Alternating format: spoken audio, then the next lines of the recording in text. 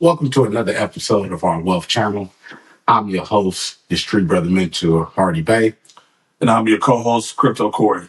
Guys, this is our first episode, and today's topic is the history of your host. We want you to know who you are interacting with, who you're listening to, who you're learning from, and who you can give your feedback to. So let's start, man.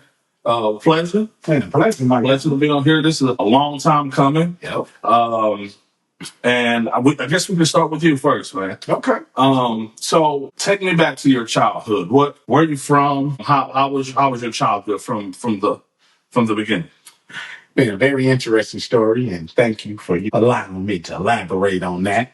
So my childhood was very interesting. I grew up in, the Jordan Down projects by way of 50 Hickory, by way of, Riverside County. Shout out to my guys in the IE too. So, growing up was very, very interesting for me because, I grew up in a unique household where, gangsters and drugs was, prevalent in my household. And so, that's all I saw. Those are the people that I interacted with, it was still a great upbringing because, you don't really know what you're really getting into. You don't know the type of behavior that these guys are doing. But, it was fascinating for me at the time. And so growing up in my childhood, it was very interesting, a lot of, drug selling, a lot of crack, a lot of shootings, violence, gang banging, things of that nature. So when you say it was interesting and it was spectacular, so did those things that you saw, was it because that's what you were exposed to that was interesting? Or did you know the difference between that being right or that being wrong, or that's just what it was? Well, really, that's what it was. We didn't know that, the right between right and wrong of that situation. Most of us are a product of our environment. It's like a fish. You put a fish in a bowl, it only grows as big as its environment. And so that's what it was. If you grow up with gangbangers, killers, and things of that nature, it's a good chance that, you're going to pick up on some of that stuff and it's going to be a part of who you are. Right. So was it a two-parent household, or what was the dynamics of your family? Well, it was a two-parent household for a while, but not with my father, my brother and sister father. My father had left Los Angeles when I was a baby. Back then, you do a crime, they'll kick you out the state. Oh, wow. So yeah, he got barred out of California, out the state. So my mom had got married to my brother and sister's dad. And that's how we really got to Watts, right? So, I was basically his child before they were his child, before they had children together. And we lived in Linwood. And from there, his real start of that family was the Watts anchor. And so, yeah, it was for a very brief time. I want to say till I was probably like 5 or 6. Then it was, single parent household. That's when the epidemic of crack cocaine and my mom fell victim to that. Okay. So when people hear about Jordan Down projects or Watts, they think about the movies. Mm-hmm. How real or how close or how far away from what you see on the movies is it to growing up in that environment? And it's an interesting place, I'm saying it's kind of like the Wizard of Oz, because it's very interesting, does the movies really line up to it? Not exactly. It portrays a good image because, like Minister Society, case in point, you're in the projects, right? You're seeing that project life, when a boy, old dog shot the smoker, for the cheeseburger, that's the hood. The homie's right there. It's on the walls and whatnot. So it did show you the hood, but now the culture, the true culture, it didn't really give you the true culture, the code, the ethics, what we live by, what we stand for, what we'll die for. You see what I'm saying? And so the TV kind of bleeds that out. And that's why I think we're dealing with what we're dealing with today, a watered down form of a gangster. Right, definitely. And so that sounds like your pre-teens day. That's before you were a teenager. So how were your teenage years? How did that shape up? Once my step pops and mom separated, then we're starting to get into the teenage years because they separated probably when I'm 7 or 8. Now mom's getting on drugs. She's been led astray. So now we kind of thugging it. It's me and her. He took custody of my brother and sister.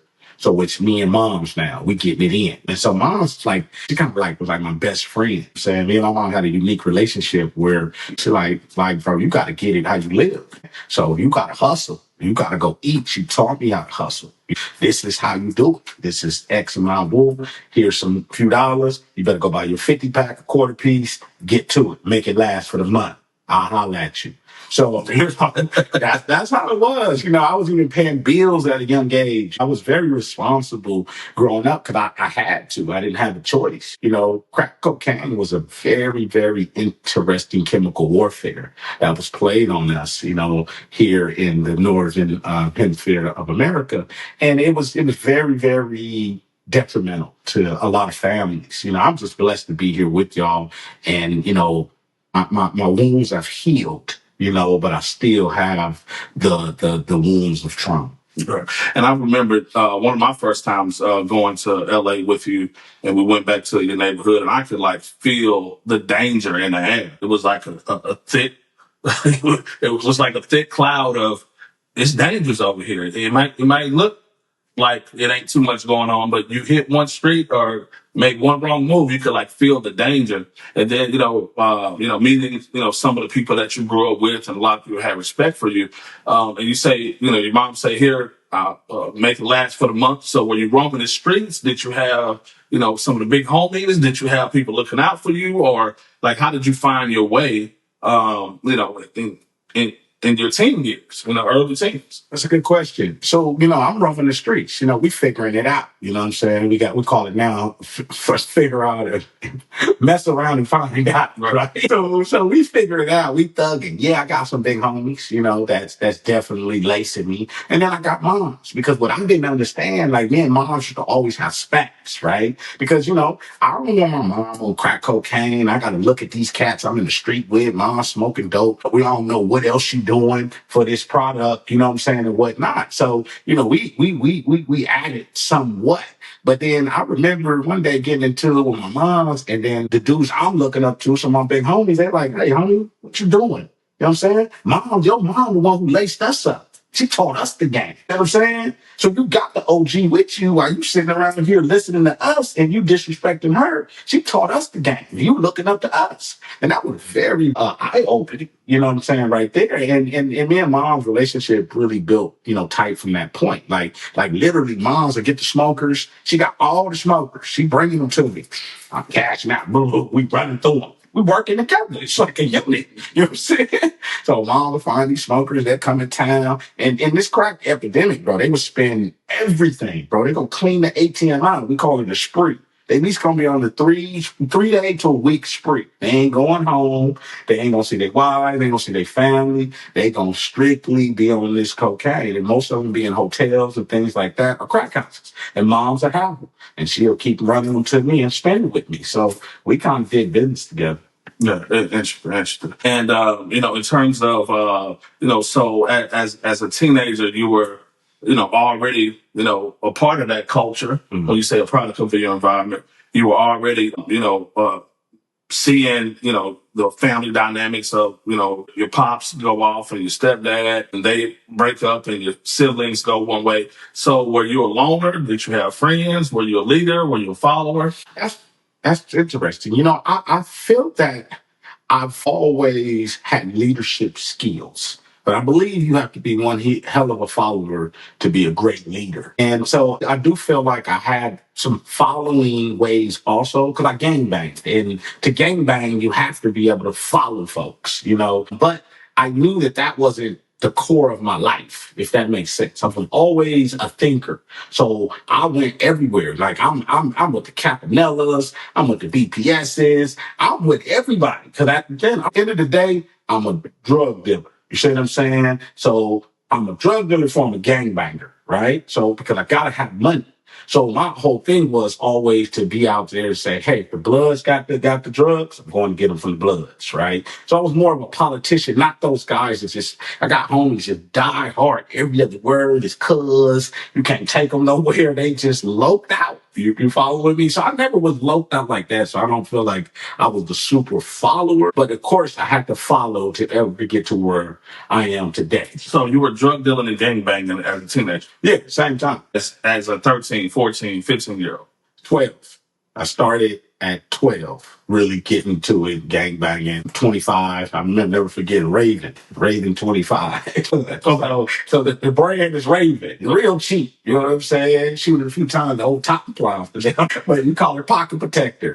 You know, at 12, I'm drinking Night Train. I'm on Silver Satin. I'm on Boone's Farm. You know, on Irish Rose. You know what I'm saying? We on Thunderbird, Red Kool-Aid. We smoking Lee Max. You know, and people don't know, you know what I'm saying? It's the old school for Camels, you know, more penitentiary cigarettes, you know, and then we smoking Newports, you know. So I'm doing all this as a kid, and that's part of the reason I feel studying my growth. I probably would have had a few more inches. So no sports at the time. You was hustling. Yeah, I actually, you know, I was pretty good at playing football in the streets, right? I loved it football, but you know, we didn't have the money, and I remember I wanted to go play football, you know, what's it called, Pop Warner, you know, and I wanted to go play, and I think Pop Warner at that time was like $150. $300 because you got the pads. It ain't like basketball, $35. You can go play. So mom's like, maybe you got that. You know what I'm saying? You know what I'm saying? So it was like, you know, I really wanted to be in the street. I mean, really wanted to play sports. You know, here's a really funny thing. Like, when I was a kid, I wanted to be a police officer. It's a trip. Before I got into the streets, I'm talking about as a kid, 5, 6 years old, just that's what I wanted to do. And I'll never forget my dad. You know what I'm saying? Yeah, shout out to DJ Hard too, man. I'm glad you got me out of that. You know what I'm saying? But I was a kid. I'm talking 5, 6 years old. He's like, you ain't gonna be no damn police officer. They don't make no damn money risking their life out there. I was like, shit, I go to the other side. The interesting upbringing, especially, you know, because like I said, a lot of people, they see the movies about, you know, Menace to Society or Training Day or Watts or even just the West Coast culture. It's different. I'm from the South, you know, so it's a different upbringing. That's just a, you know, interesting perspective to see and to know that there are kids still to this day that are still, like you said, so they're involved. Yeah. So, pretty interesting upbringing. No, straight up. And that's, you know, that's going to lead me to, you know, because you're from the South, bro. I want to, you know about you, you know what I'm saying, about your upbringing. So people can understand it's not all the time racist. Sometimes cultures, how we raise. We both, you know what I'm saying, African American. You following me? But at the same time, we raised in different regions. Right. So that does shape us. So, you know, let's just jump into your childhood. You know what I'm saying? So where were you raised at? Where were you born? Where were you raised at? And what kind of was your childhood, you know, growing up? Born and raised here in Houston, or UC's area, Lockwood, Collinsworth. They call it the Bloody Nickel. Raised in a single-parent household. My mom actually had my brother at 16. Well, she was pregnant with him at 16, had him at 17, had me at 20. It was kind of just to think about that, like I have a almost 13-year-old son. In 3 years, him having a kid, or my daughter in 5 years having a kid, that just blows my mind. So we kind of were raised together. I'll never forget, just as a kid, my mom always just work. She would drop me and my brother off at school in elementary. And so early, because she wanted to get overtime, 1 hour overtime in the morning, 1 hour overtime in the evening. So 10 hours a week overtime is kind of what helped us survive. What she was making at that time, my mom, mother, great-grandmother, 3 generations never made over $40,000 a year. Just these days, I don't know how you can raise 2 kids by yourself on less than $40,000, and that's before taxes. So that's why the overtime is so essential. But she would drop us off at school so early that the janitors knew us. So when the janitors got there, 6 o'clock, maybe 6:15, when they're opening the doors, we going and putting our head on the lunchroom table or the breakfast table, waiting for the cooks and the janitors to get the y'all early. So the janitors knew us by name. Raised in like I said, a single parent household in Fifth Ward at that time. It was, you know, multiple generations at my great grandmother's house. We called her Big Mama, so it was Big Mama. At that time, it was my mom, me, my brother, and one of my uncles who happened to be an alcoholic. He was the guy that we saw over in the prairie. The prairie was like a wooded area. where the alcoholics and drug addicts would go just drink or so they pass out. And so just seeing how alcohol took over his life because he was in the military before. He's actually supposed to go to MIT for pharmacy, ended up going to CSU, but went to the war, was drafted. And that war kind of turned him into an alcoholic. He wasn't into drugs. He was definitely into alcohol. So kind of seeing that, seeing my mom work, seeing my mom kind of put her dreams on hold. That was, some things that I saw, but we were raised in the church. So it was like, you go to school, and you go to church, and you don't miss a day of school. I actually graduated high school without missing one day from elementary all through high school. Wow. So I went to school literally every day, and if I was sick, because you would definitely get sick, my mom would say, well, you're going to go at least to your second or third period, then I'll arrange for you to get picked up, or I'll come pick you up or something, but you're going to go to school. Ain't no sleeping in, basically. Ain't no missing school. Imagine that. And some of my friends in high school, I'll never forget this, kind of jumping over, but they were like, you mean to tell me you never missed a day of school? But I got a $5,000 scholarship. Yeah. And in middle school and high school, they're like, Corey Williams, perfect attendance. Corey Williams, perfect attendance. And then one of my counselors was like, you can get a $5,000 scholarship if you don't miss school. You're in your sophomore year of high school. Church, that was school and church. That was my upbringing. I never forget my pastor here in Houston, Bishop Leonard. Mm-hmm. He was a part of Full Gospel Baptist Church. Okay. So I remember, meeting and carrying the briefcase for T.D. Jakes when he was in West Virginia at a storefront church. Mm. I remember Bishop Paul Morton when he had the curl.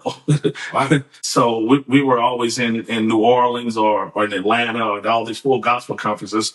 Bishop Clarence McClendon, Bishop Eddie Long, Bishop Carlton Pearson. I was at the live recording of Kirk Franklin, one of his first albums, seeing Fred Hammond and Donnie McClurkin and Jackie McCullough. So I saw those were my role models, people in the church with the custom suit, with the briefcase, with the adjutants, with the wife, with the family, with the nice cars. And so those are, some of the things that I looked up to. And being from the hood, a different trajectory than you went, mm-hmm. But it was either sports or drugs. Mm-hmm. And you knew that it gets you end up in jail. And most of the men on my dad's side of the family, for probably, as far as I can remember, 3 to 5 generations have been in prison, including my dad. So I always was like, I don't want to go to prison because, and my mom always prayed on me and my brother. I want this to skip this generation. It was sports. Mm-hmm. Because remember, my mom had to work that extra hour after school. I don't got time for you to not be good at sports. You're going to do something or some kind of extracurricular activity because she had to work overtime. So sports was kind of one of my routes. My dad actually played in the CBA, so he was good at basketball. And I grew up with people like Carl Crawford, Keith Joseph, and Bobby Crawford, seeing in Houston, Rashard Lewis. So seeing all these people make it to the next level in sports. And Carl, he's a good friend of mine. He's 1 year older than me. And I remember one summer, I'm probably 4'5", and he probably 4'6", 4'7". And the next summer, he almost 6 foot. And so I was like, I don't know what sports is for me, because it went from us kind of being on that same level to him throwing the ball off the backboard and dunking. And I'm like, yeah, I don't know what just happened or what he was eating this summer, but he's different, So it was kind of just sports, church, school. That was, my mom was like, I'm gonna keep y'all busy, because if you're not busy, you're gonna end up getting in trouble. Mm-hmm. Plus, I was a small kid. My mom always dressed me and my brother alike, or dressed as nice. So I would get into a lot of fights because they thought, stuff was sweet over here. But it was far from sweet. And having an older brother, 3.5 years older than me, all his friends are roughing me up, and all my cousins and uncles are roughing me up. So my peers, I'm eating their lunch all day, every day. And so we end up moving from Fifth Ward to Northwood Manor, which is further up Lockwood, moving from Northwood Manor to Acres Home. So it's like from one hood to the next hood. Moving from hood to hood, you kind of lose some friends, but then you don't lose your foundation. Mm-hmm. And so going into Acres Home, because I actually got kicked out of HISD for fighting. This was a time where I went from elementary called Isaac to West University, which was a magnet school. Mm-hmm. I had to be a bus at 5:30, 6 o'clock in the morning to Western University, and then I was getting called the N-word. So I was kicking butt and taking that, and got kicked out of HISD. My mom would come up to, she worked by the school at an insurance company, would come up to the school all the time because I was fighting, and they just didn't understand. There's something going on at home. No, these kids are cruel. Yeah, kids are cruel. That's why I don't understand bullying today. Like, bullying? What is that? Right. Man, we grew up and get out. Right. Yeah. Bullying. Get out. And I had a lot of kids that tried to bully me, but I would never start nothing, but I would finish it. And all I knew was to fight. You know, it wasn't no negotiating, wasn't no talking, wasn't no telling. If you do something to me or threaten me or say what you're going to do, I'm going to get you before you get me. And so moving to Acres Home, I was still I was a smart kid. I was in a magnet program. So I'm seeing the Asians, I'm seeing the white people, I'm seeing the Latinos, the Arabs, and these are my classmates and my friends, and I'm seeing that they're in all year round school. So I didn't want to do that. I wanted to have some fun during the summer, but they were in all year round school. So I started really just kind of start trying to expand my access and my environment by learning, okay, this kid is Asian, so they may know Mandarin or they know Chinese. Mm-hmm. And so I believe that really, really saved my life in middle school, even going to high school, because I started getting involved with sports, and then another group called Fellowship of Christian Athletes. And then I kind of just became a natural born leader. And that was one thing that I always said, I'm going to stay busy, because I got friends who were doing what you were doing. Mm-hmm. I got friends who in middle school had ankle monitors. I got friends who got records. Got friends who were going to jail. I got friends who were, just in households where they were becoming products of their environment. So I really just tried to stay busy and end up having a pretty good childhood, because I had coaches and I had pastors and I had older people like my brother and his friends that kept me in line. They wouldn't let me get up. Yeah, because they knew I was already a fighter, and if I got too far from where the trajectory of my direction was going, I was all in. I've always been kind of a all or nothing type of person. So that was kind of my childhood. Never met my grandfather until I was an adult. Mm. He was a lifer in prison. I think he was in prison for maybe 38 some years. It was like I knew about that side of the family, but I wasn't a product. Like my mom was like, yeah, I want you to know your dad's side. I don't want you doing. Look where this is getting them. Mm-hmm. So that was kind of, my childhood. In high school, I was class president for 2 years, played sports, president of several different organizations. My mom had a back surgery, so I ended up having to work three jobs in high school, mm-hmm. because my brother was at Xavier for college, making less than 40-some thousand a year, and his college was costing 20-some thousand. Mm-hmm. We was eating oatmeal for breakfast, lunch, and dinner. So I at that point, I turned into a hustler. I'm selling candy. I'm throwing parties. I got a job at Chick-fil-A so I could eat something different than what we had at the house. I got a job at a catering company. I had a job at Tinseltown, which was a movie theater. And then I was lifeguard. So I was just grinding, from that point on. Man, that's big, man. You mentioned high school. That's, it's an interesting thing, because I never went to school. Remember, 7th grade was the first I went in traditional school. I trip on that because it reflects on who I am as a person. And then also sometimes I feel like I missed out.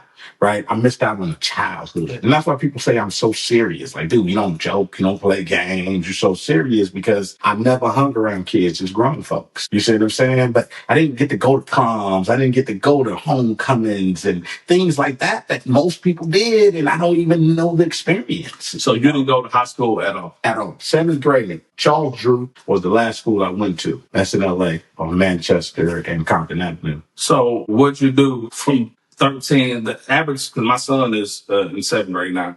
So what'd you do from 14 through 18? So I was in the streets. So during that time at Charles Drew, me and my mom, we stayed in the shelter on 88th and Broadway. That shelter's still there. I used to ride the 115 down Manchester every day to go to school. And then we was going to the county building on 108th and Central. That's right in the hood on the cuff of the Bounty Homies. And so we used to go through there all the time. So from there, it was just straight hustling. So once we kind of like, we stayed in that shelter for a while, and then I was going to turn 14, and they told me we was going to have to leave and go to an adult shelter. And that's when we kind of like got it together, kind of started staying with my, like grandma and stuff like that. And we used to stay with grandma before, but yeah, mom trying to get our own stuff together. So we got to go through this program. You got to be homeless. You got to go to the shelter. You got to go to the county building, get your vouchers, you know what I'm saying, and so on, to go through this process to get housing. And so that's what we were trying to do. Never ended up getting a house because we didn't stay in the process long enough. Moms got back to the streets and I got back to it. So it was strictly hustling. It was no supervision. I didn't have no adult supervision. I did what I wanted to do. I came in when I wanted to come in. I went where I wanted to go. Matter of fact, man, when I was 14, I had a chick that was 21. You know what I'm saying? She was a selling dope woman, man. She sold a lot of it, man. She was getting to the bag, you know? And so I'm just a little youngster trying to get it in, but you know what I'm saying? She took a liking to me, and me and her used to deal with each other, and mom was like her right-hand man. Like, you know what I'm saying? You know, 'cause when you're selling dope, you always got like a smoker who cool. You know what I'm saying? They handle your business. They might go do a few run errands and shit for you and whatnot. And that's what mom was to her. And then, you know, me and her start getting down, and, you know, the rest was history. So your mom had you at what age? My mom had me at 21. Oh, your teens, you was in the streets. Yeah. Fending for yourself. Yeah. Yeah. So never went back to school. No. Okay. All right. That's different. Did you know some of your friends that had the same track? Like, or was you the one that was just, you know, because you said about having to do certain things to stay in the shelter or to get housing, you know, so was that one of the reasons that you didn't go back to school because of no stability or? That's a good question. And I think it was just really no supervision, right? No one's enforcing, hey, bro, you need to go to school. Right. And I'll take that back. I did end up going back to school, but still in 7th grade. I went out to Louisiana with my auntie. And so my auntie, ex-gangbanger too, she had joined the military. That's crazy, right? So, cause I used to hustle with her. You know what I'm saying? I'm a kid. She used to take me with her because mom selling, you know, she's selling dope. Mom smoking dope. I'm a youngster learning the game. You know what I'm saying? Running with it. And so she ended up going to the military, kind of like changing her life. So when she went to the military, she's like, hey, nephew, you want to come with me? You know what I'm saying? You can come out, get away from LA and stuff like that. I'm like, hell yeah, team, let's go. You know what I'm saying? So I ended up going out there with her. She was at Fort Polk, Louisiana. And I went to a school called Leesville, and it was 7th grade. So I went to 7th grade again, but I never still finished school because I ended up going back to LA. But it was ironically because, you know, military base, you get the alcohol for cheap and stuff like that, and the PX and stuff like that. Every day, bro, I would have a quart of Old English. It was 99 cents, right? The tricky part is like, I'm going to school in the 7th grade. I'm with these adults, but I'm like an adult with these adults. You see what I'm saying? That just really trips and dimes on me. I'm drinking a quart of OE every day after school. They buying it for me. Like, we all drink it together because we come up like that together. But yeah, right. That's what it was. The interesting perspective. As a young adult, 17, 18, you know, what was your life like through then? They would really get into it. 17, 16, I bought low riding. You know, I was low riding at 16, you know what I'm saying? Yeah. Hopping cars. No, I didn't have a driver's license until I was 12 years old. You know what I'm saying? But I had many cars, no license. And so 17, you know, 16, low riding, 17, we started really getting in. You know, I'm really doing good now. The money coming in, we rolling, you know what I'm saying? We kind of have it in our way, you know, ignorant to the fact of life, but, you know, the money's coming in like crazy. We're making a lot of money. 18, 19, I bought my first house at 19. Yeah, hustling. But actually it was in Reno Valley, California. So about 45 minutes from Los Angeles. So I bought my first house out there. You know, I'm grinding, doing my thing. You know, just selling a whole bunch of dope, man. A lot of it. I had my 19th birthday at the Standard Hotel on the Sunset Strip. 19 bottles of Cristal. You know, like we were blessed. I remember the Averex jacket was out. We had the one with the big chief on. He was on if you had the Averex and shit. Back then, he was the man. So we were into things like that. That's when Sean John was on, Echo. You know what I'm saying? Like, this majority don't know that wave, you know, Baby Fat Farm, you know what I'm saying? Fubu, you balling. You know what I'm saying? When you having those type of, you know, clothes, and that's how it was during that time. So from that young adult to about 19 to 20, that's what I was doing. I was really like crafting my craft. You know, I'm hitting out of town. You know, I'm hitting out of town when I'm like 16. Yeah, 15, 16. We out of town. getting it in. I remember we had some amigos bring that shit all the way from California, bro. It's crazy. Like they just had it in the car. And we going from state to state. You know what I'm saying? Tennessee, we in Mississippi, Alabama, man, we in Ohio. We just got amigos there following us with the work, getting it off. So yeah, that was my time from, I would say, from 15 to 20. Really, mastering my craft, really starting to really get some real money. When you say mastering the craft, it's, and I hear you say that word, but some people, it's like how you do anything is how you do everything. And when you say mastering your craft, meaning, in buying a house in California and